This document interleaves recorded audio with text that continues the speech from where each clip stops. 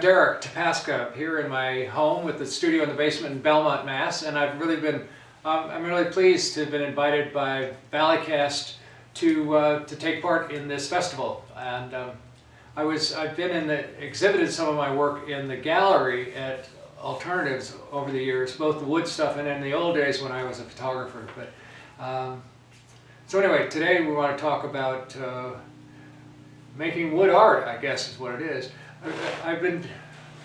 First I date myself. I mean, I'm a product of a village in Iowa where I was used to living in having a big backyard that yielded to the alfalfa fields behind it, and we had wood piles and we hammered stuff together and we made things. And I've never gotten over that.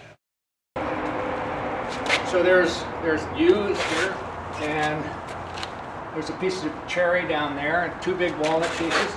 And behind me is a really, really big slab of figured maple. And I have no idea what I'm going to do with it. But I don't really have any idea what I'm going to do with any of this. And let alone these. And this same friend gave me this and pieces of I-beam, which make wonderful pedestals.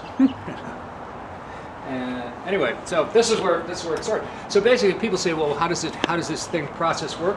I say, you get a piece of tree and you put it on the lathe and you make it go around and you stick a sharp object in it. It's something. It's sort of like putting your fingers in the fan, but hopefully more productive and less painful. So this is a walnut log like the one out there, put on the lathe. This is a big, heavy lathe that weighs about 1,000 pounds. It's called a stubby. It's not meant for making balusters or baseball bats. It's meant to make vessels or bowls or something. This whole bed can swivel for different angles, and eventually you can hold even big pieces. Hold them. You shape the outside, figure out some way to hold it by one end, and then hollow it out with. I can give you a little bit of that. And then so the wood is turned green, and it's always subject then to distorting and stuff a bit later. But it's so much easier to turn green wood because it's cooler and easier, and it's not as dusty and all that stuff. And it's sort of I never was a surfer or a downhill skier, but when it's really fun, a big log and the shavings are just going, like I said, the shavings are going everywhere. I figure this is what downhill skiing must feel like. People who do that, it's really fun. But I better put a mask on, because the danger here is that this is just a split, as they will. You can see the end grains are checking a little bit. With this sort of piece, I'm worried about this sort of tripping out. And ordinarily, at this point, I probably wouldn't wear a mask, just like glasses or something. But so let me.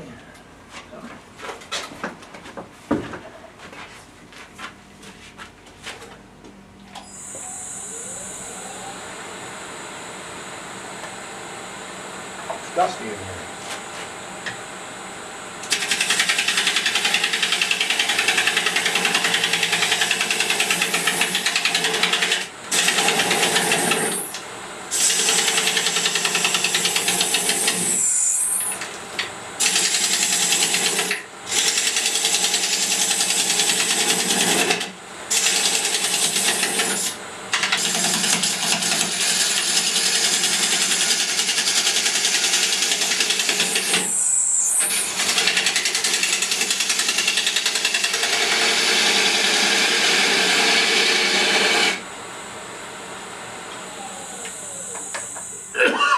Dusty in there, sorry.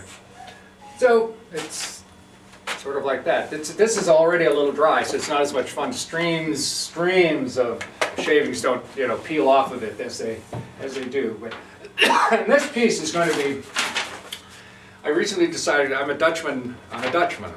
And so I've always sort of known the painting, Hieronymus Bosch's painting, the Garden of Earthly Delights, but I'd never paid that close attention. So we recently have been, and so I've decided to make a few sort of simple sculptural forms based on forms found in that painting, the Garden of Earthly Delights. And so this will look sort of like that form. And then you can carve it, of course, after you can do part of it on the lathe and part of it carving and so on. And there's I'd probably add a piece of ebony or something for the little beak or whatever that is in that thing. So. And now, but then, let's say I was going to make a hollow form though, because people often wonder how you do that. Understandably, they wonder. You would then say this was the shape I wanted, which it's not, but say that's the shape you wanted, and you wanted to make a hollow vessel, vase, whatever, out of it. So now you, with these big heavy chucks, something like this, or with a faceplate, you hold it by one end, you remove the headstock, and then you hollow from the end. And that's why the short bed thing is good, because you can stand and you can sort of work this way, as opposed to always leaning around the corner to do it that way. Especially as you get older, you know, I don't want to have to do that. Stuff. But then there's also, this is like three-dimensional dots, and I made a bunch of pieces that have these are so-called escutcheon pins, solid brass, and I made some along the way where the brass pins actually stick inside, and so inside it's really pretty scary. And they call those the Iron Maidens, like the supposed torture device that people are familiar with. Iron Maiden's also the name of a hard rock group from England, I guess. And when I listen to it at my age, I think that's the real torture. But anyway, so I made a bunch of those pots with dots that went inward. We have one that when the pins stick outward. So it finally culminated in this one, perhaps. And this was elm, and it's sort of boring wood, and so it's stained very, very dark blue, and then put in these pins. And it's not as complicated as it might first appear. It's just really, really tedious. And so I laid them out on the lathe, drew this sort of as if, you know, you're drawing latitude, longitude lines. And then I marked them all with a little wood-burning pen.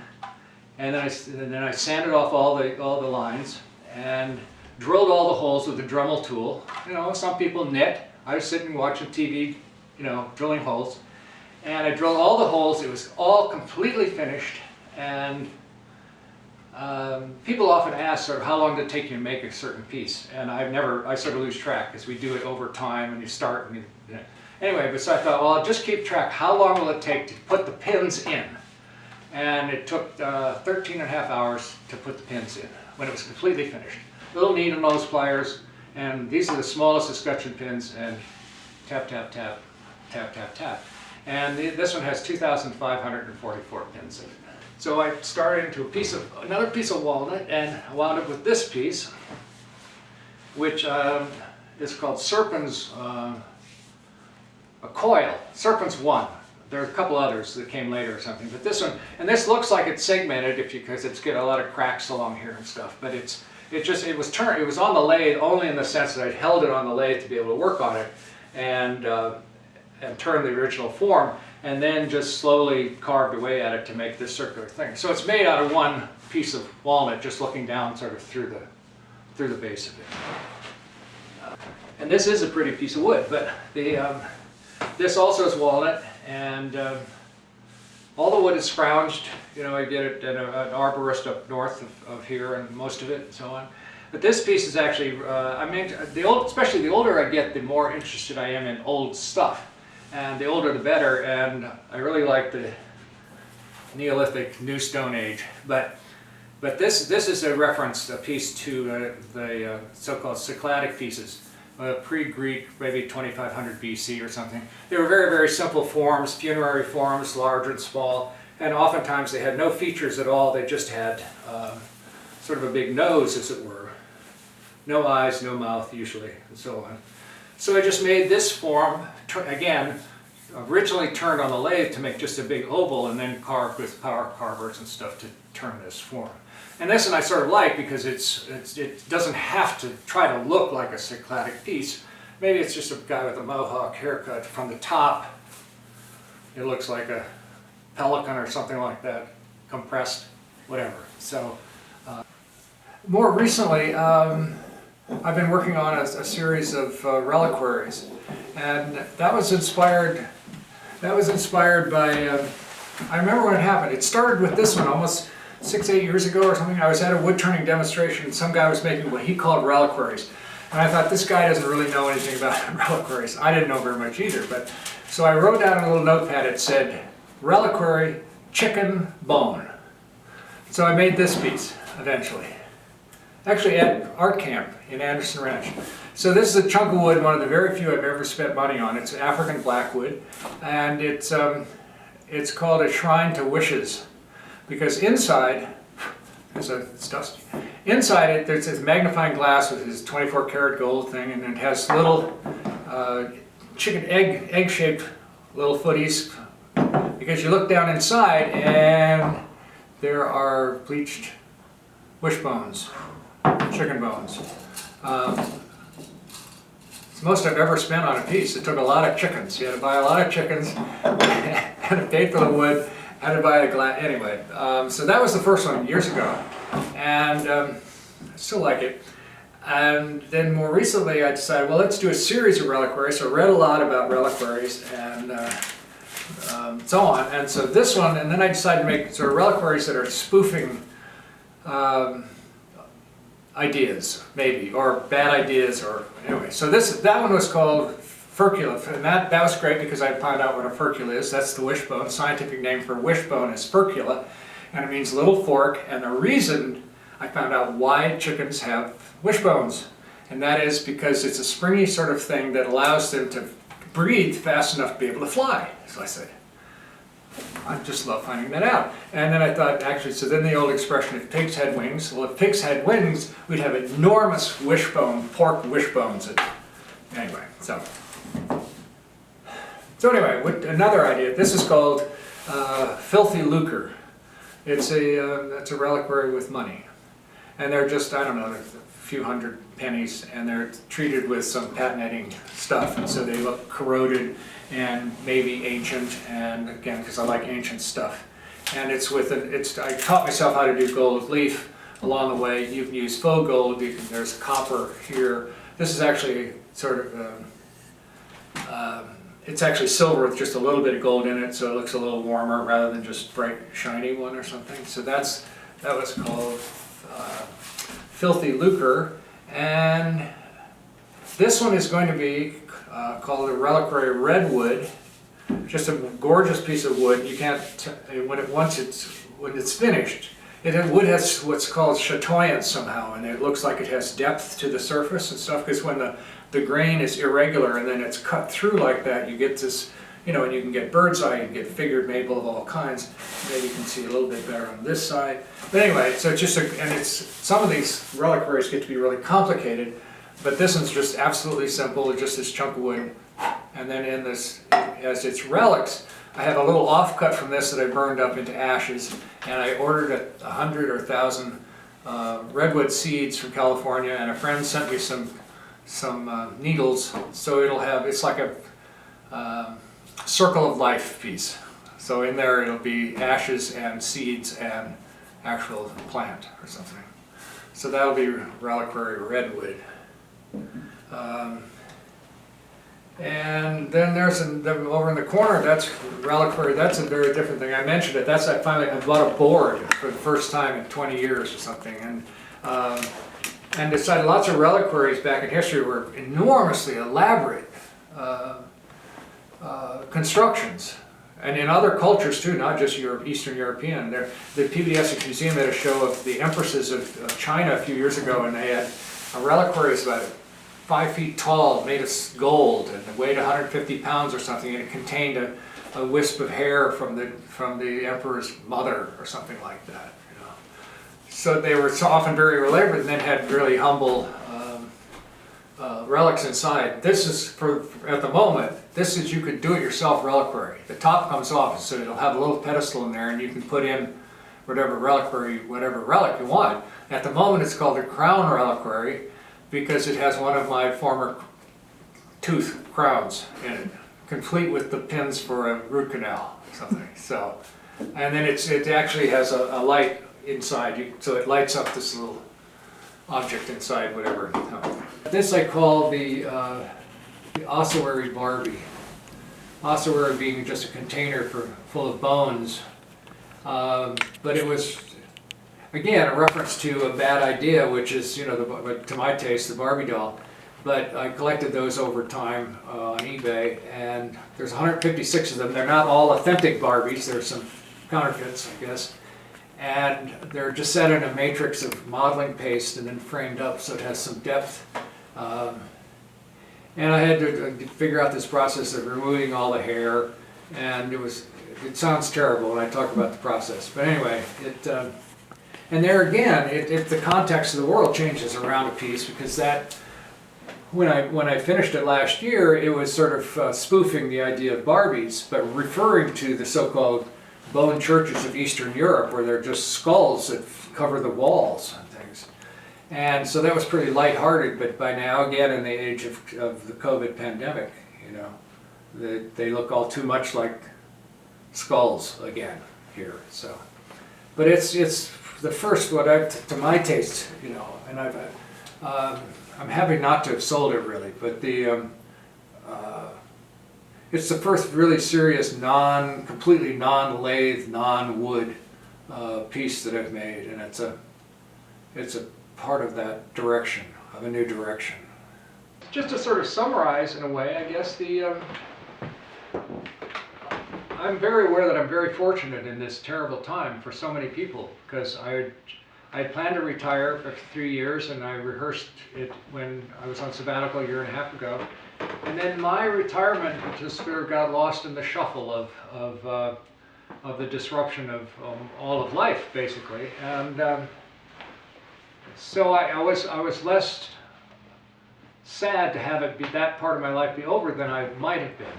And although it was very important to me for a long time, but so now, but I also find that that I'm much happier in retirement than I thought I would be, and that I don't feel guilty like I sort of thought I would someday, having the kind of training I did growing up, because I put in my third of a century, you know, teaching and so on, and and I've been doing this work in physical stuff all along the way. And so now I can do more of that. And you know, I live near here, Cambridge, Boston area. You know, there's all sorts of intellectual and aesthetic inspiration stuff you can do, and all sorts of stuff online and so on. And then I just keep making stuff. You know, it always reminds me of because I look around my dining room, and there's all this stuff, and collectively there must be thousands of hours of work invested in these things, and they've sold a lot of stuff over the years, but obviously not sold a lot of stuff over the years too, and yet but I continue to make them. And I'm always reminded that my younger brother was an art student back in Iowa back in the day, in the 70s, and he was doing some craft show and selling his prints, not selling or whatever, and the guy in the next booth was making little doodads of some sort. And it was a sort of hot and tired Saturday afternoon, I guess. And so the kid looked up and said at some point, well, I'm not selling anything, so might as well go home and make some more. You know, and I thought, wow, what a great, you know. There's an old Jules Pfeiffer cartoon. It used to be, gotta dance. You know, I mean, if you're gonna, you know, you just gotta do this stuff. And so you know, whether you're selling it or not, you just gotta. But I sometimes look out over my dining room table when I sit at my computer and think, what? This is really crazy. But it's really gratifying, you know, in lots of ways that I don't easily articulate. But a lot of it has to do with feeling connected with ancient craftspeople. I'm often humbled by, you know, what extraordinary things people made under you know, difficult circumstances. You know, often making things much more beautiful than they needed to be, and so on. And so that's a big part of it. You know, my dad long ago said, in 1968, said, "Why don't you get your hair cut and join the human race?" And I thought, well, I'm not too excited about the human race right now. But by now, it's for good and ill. It's really fun to be part of a long, long tradition about making stuff. So that's what I do.